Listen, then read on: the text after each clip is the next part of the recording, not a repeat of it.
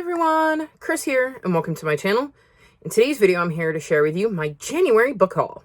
So one of my goals in 2025 is to read all of the books I haul in 2025 in the year 2025.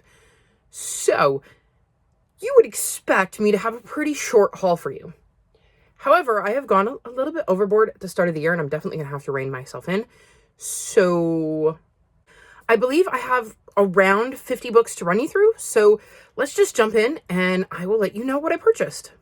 First up, as always, I start with ebooks and audiobooks. The first I'm going to mention is Honey Bee Murder and Honeymoon Murder. These are books 2 in 3 in the Honey Bear Cozy Mystery series. This was a series that I wanted to finish out. I read the first book in January and did not have a way to get them without purchasing them, so I grabbed the ebook copies of them.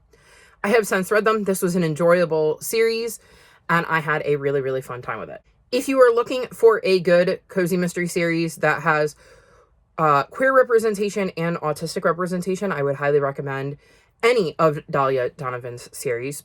Next, I got Introducing Gertrude Gumshoe by Robin Merrill. This is an audiobook I snagged, and it is a mystery. It says, Gertrude has been called a lot of things. A hoarder, an odd duck, and a crazy cat lady, but she's never been called a gumshoe. Until now. When her neighbor goes missing, she can't help but get involved, no matter how many people ask her not to. And, I mean, look at that cover. Does that not scream a book that is going to catch my eye?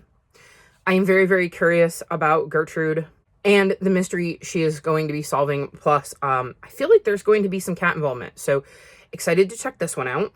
Then, my next ebook is The Plot is Murder by V.M. Burns. This is the first book in the Mystery Bookshop series. It says the small town of North Harbor on the shores of Lake Michigan is about to have a new mystery bookstore, but before the first customer can browse its shelves, the store's owner is suspected of her own murder plot. So this is obviously a cozy mystery that is going to be set at a bookstore. I do love me a cozy mystery, so definitely interested in this one. And hopefully it'll be a new series I can continue to work on.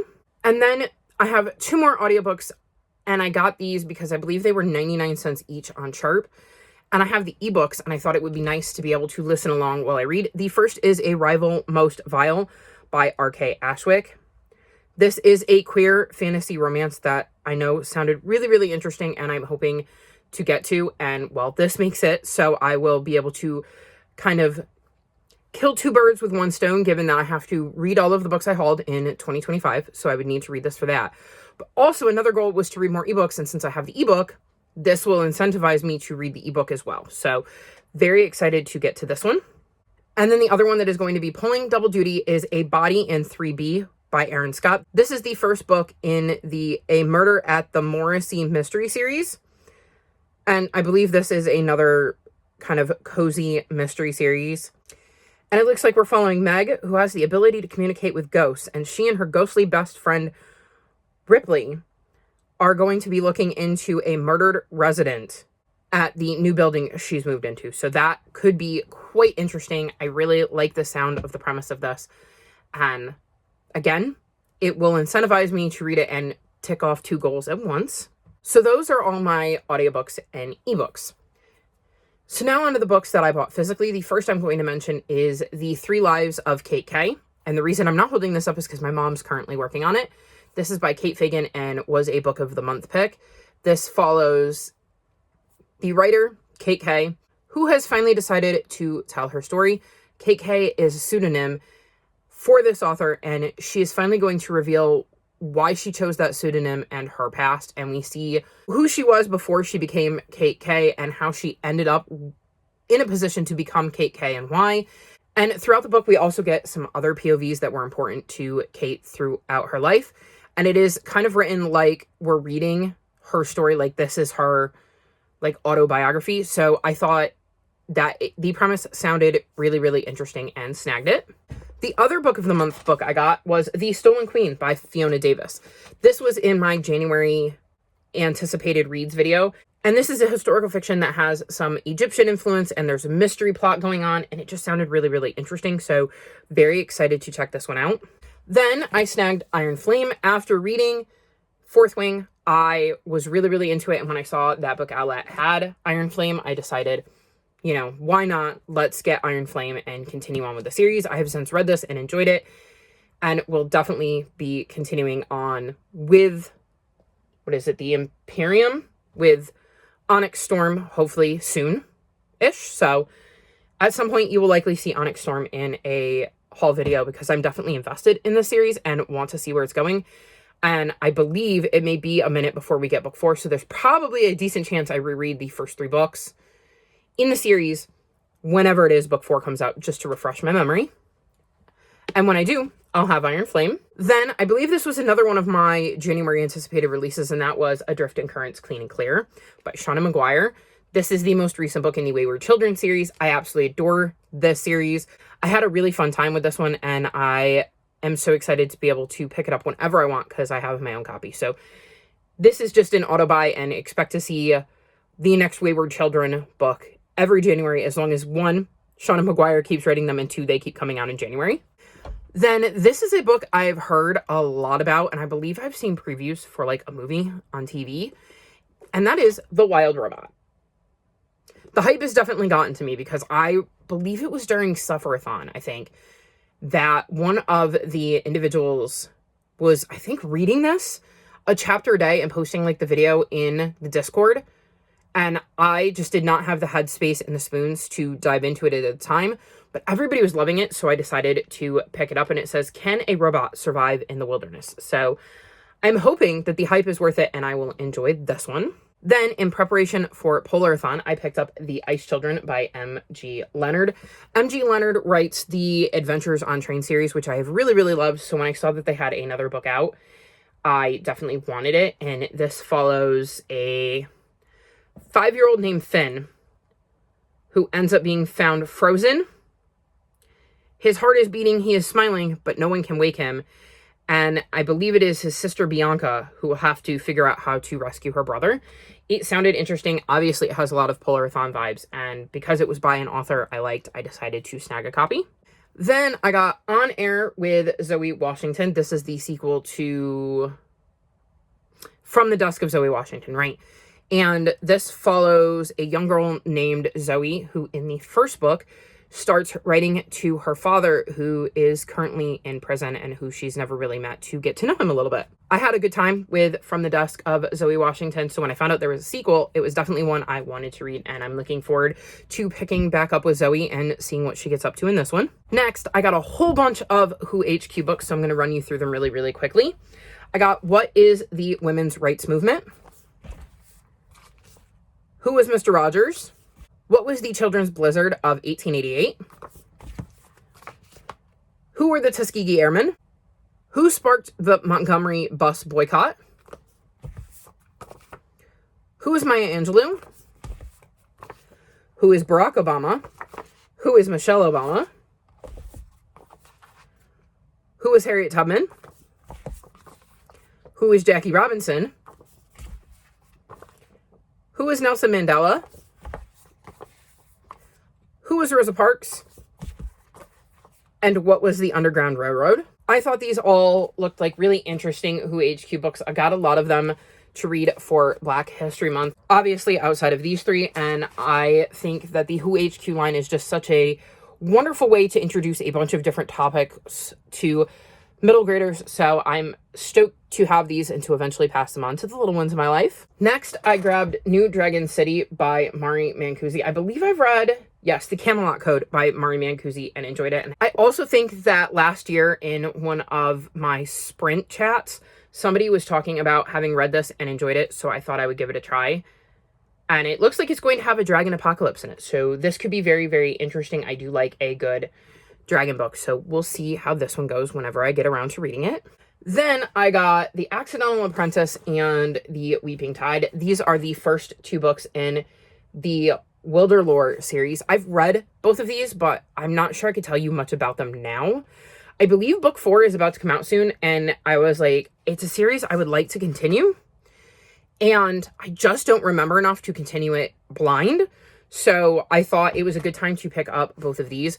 One of the things I do when I'm looking for a book outlet order and trying to put it together is to look to see if there are books in series I'm working on or series I've enjoyed that I want to snag copies of, and this was definitely one of them.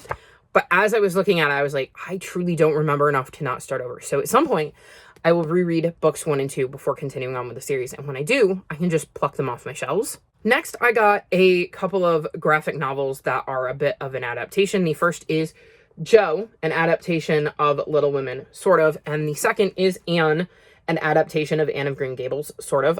I loved both Little Women and Anne of Green Gables, so I'm hoping I love these graphic novel adaptations of them. So hopefully I will be getting to these at some point in the near future. Then a book to help me continue one of the series I wanted to catch up on in 2025, Dark. This is book 6 in the Septimus Heap series, and was the only one I didn't own. So when I get to book 6, I can pick this one up and officially have the entire series, which means if I enjoy it enough to keep it, I'll have the whole series for myself. And if I don't, I can pass the series along to one of the little ones if it's still enjoyable. And based on my read of the first one, I think it is definitely something I would be willing to pass on unless it goes completely south. But whenever I get around to this, I will have a copy to pick up myself. Then I got a historical fiction, The Circus Train. This is set in 1938, and it follows Lena, who has never quite found her place within the circus, even as the daughter of the extraordinary headlining illusionist Theo. Brilliant and curious Lena, who uses a wheelchair after a childhood bout with polio, yearns for the real-world magic of science and medicine, her mind stronger than the limitations placed on her by society. Then her unconventional life takes a secret turn when she rescues an orphan with secrets of his own and a mysterious past. And it looks like as World War II escalates around them, their friendship is going to blossom into something deeper. And they end up getting arrested and made to perform in a town for Jews set up by the Nazis. And Lena is separated from everything she knows. And it leads her to having to believe in herself. So this sounded really, really interesting. And I think it'll be good when I'm in the mood for historical fiction. Then I snagged The Outlaws, Scarlet and Brown by Jonathan Stroud. I don't know much about this other than it's written by Jonathan Stroud, who wrote Lockwood & Co. And I enjoyed that series, so I thought I would check out this new series by him. It says, Scarlett McCain is on the run from her latest crime when she comes across Albert Brown, the sole survivor of a horrific accident. Against her better judgment, Scarlett agrees to guide him to safety. This is a mistake. Soon, there are men with dogs and guns and explosives hot on their heels. Scarlett's used to being chased by the law, but this is extreme. As they flee together across the wilds, fighting off monstrous beasts and dodging their pursuers, Scarlett comes to realize that Albert Brown is hiding a terrible secret, and that he may be the most dangerous threat of all. So this definitely sounds interesting, and I look forward to checking it out. Then another series I got a couple of books in is Lost Kingdom and The New World, which are books 2 and 3 in the Order of Majestic series. This, I believe, is a trilogy, so I would be able to finish it off. I do own book 1. I read book 1 last year and thought it was interesting, so I am excited to be able to complete this trilogy in 2025. Then I grabbed The Best Liars in Riverview by Lynn Thompson. This, I believe, is a middle grade contemporary, and it says, Aubrey and Joel are like two tomato vines growing along the same crooked fence. Weird, yet the same kind of weird. Then Joel disappears, vanishes, poof. The whole town is looking for him, and Aubrey was the last person to see Joel. Here's what they know for sure. For the last 2 weeks of the school year, Aubrey and Joel have been building a raft in the woods. The raft was supposed to be just another part of their running away game. The raft is gone now, too. Aubrey doesn't know where Joel is, but they might know how to find him. As they search along the river, will they find themselves along the way? So this sounds like it's actually going to be more of a mystery than a contemporary, but I'm really, really curious to see what happens with Aubrey and Joel and how Aubrey goes about trying to find Joel. Then I got How Lucky by Will Leitch. I believe this was a book of the month option at one point that sounded interesting to me. And I feel like the premise gave me, like, what is it? Rear Window vibes, where, like, the guy sees a crime out his window. Yeah. Daniel has a debilitating disease that he suffered since he was a small child that's left him unable to speak or move without a wheelchair. So he basically stays at home and observes his neighborhood from the front porch. There's a woman that comes past his place frequently, and it's part of his daily routine. And then one day he's pretty sure he sees her kidnapped. So yeah, it definitely is giving me Rear Window vibes, and I'm very, very curious to find out what happened to this woman and how Daniel is going to solve that. Then I grabbed Heartsong, which is the third book in the Green Creek series by TJ Klune, and I have the pretty Barnes & Noble edition. I really, really enjoyed book 1 and decided that I was going to continue on with the series. So I've been collecting these special paperback sprayed edged editions as they come out. Then I snagged Landfall, which is the third book in the Guardianhood series and the only book in this series and its spin-off series that I didn't own. So I'm pretty sure that I read these in like 2019 or 2020, and I had definitely gotten them, I think, in 2019, and this was the only one I hadn't been able to find a copy of, and it was finally on Book Outlet, so I snagged it. These books follow Pegasus, and it's got an animal POV. Y'all know I love an animal POV. I had a really, really good time with these books, so very, very excited to be able to add book 3 to my collection, so that if I ever did decide to reread these books, I could just pick them up off of my shelf and not have to worry about taking them out of the library.